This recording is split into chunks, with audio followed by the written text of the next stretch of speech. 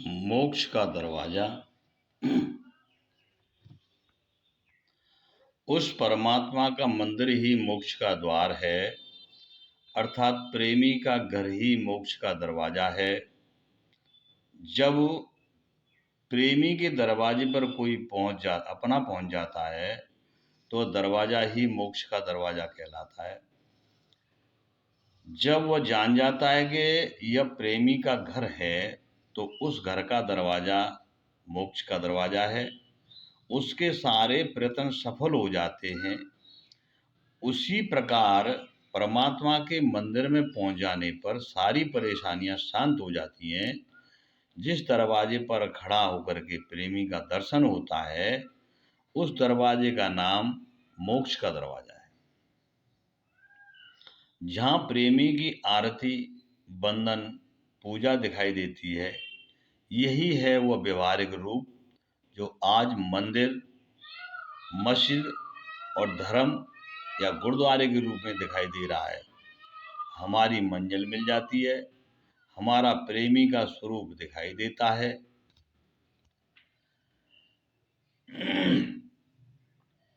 आज हमारा जो प्रेमी का स्वरूप है उसमें दर्शन देता है।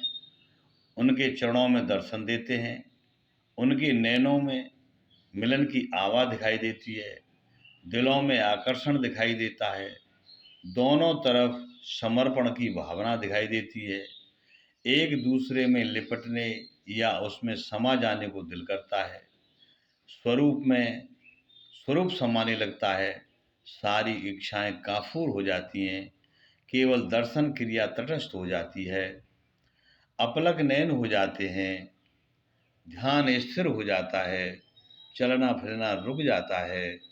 अर्थात प्रेमी से दिल कहता है कि तेरे दर्शन के सिवाय मुझे कुछ चाह नहीं है।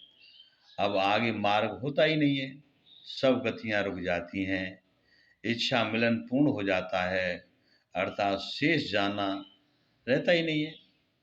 प्रेमी को रिझाने की प्रक्रिया केवल हृदय भाव से ओतप्रोत हो जाती है। केवल विनय, प्रार्थना, वंदना, स्तंभन एवं पूजा आदि चलती रहती है। उस परम प्रकाश प्रभु के दर्शन का साक्षात्कार होने लगता है। यही मोक्ष का दरवाजा है, जहाँ पर प्राणी अपने को पूर्णतः समर्पित कर देता है। उस छवि को देख करके आनंद का अनुभव करता है। उसका नाम परमानंद है।